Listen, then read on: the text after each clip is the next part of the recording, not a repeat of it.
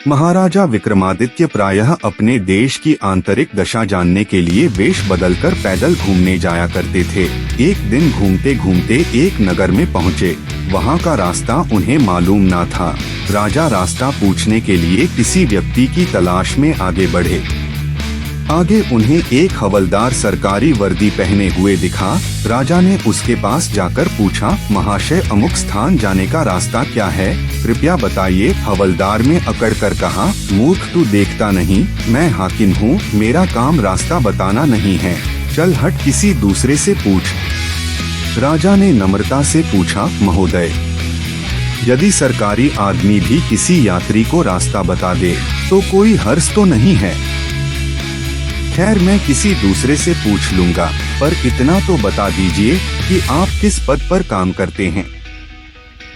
हवलदार ने भौहें चढ़ाते हुए कहा, अंधा है, मेरी वर्दी को देखकर पहचानता नहीं कि मैं कौन हूँ। पूछा, अच्छा तो आप हवलदार हैं। हवलदार ने कहा, अब तू जान गया कि मैं कौन हूँ, पर यह तो बता इतनी पूछताछ करने का तेरा क्या मतलब और तू कौन है। राजा ने कहा, मैं भी सरकारी आदमी हूँ। सिपाही की ऐंठ कुछ कम हुई। उसने पूछा, क्या तुम नायक हो।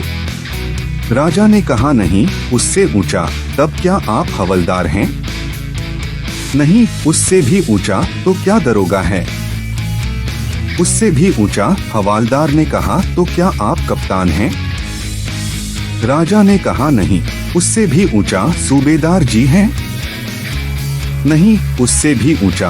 अब तो हवलदार घबराने लगा। उसने पूछा, तब आप मंत्री जी हैं। राजा ने कहा, भाई बस एक सीढ़ी और बाकी रह गई है।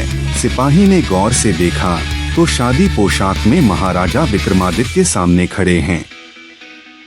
माफी मांगने लगा। राजा ने कहा, माफी मांगने की कोई बात नहीं है, मैं जानता हूँ कि जो जितने नीचे है वह उतने ही अकड़ते हैं।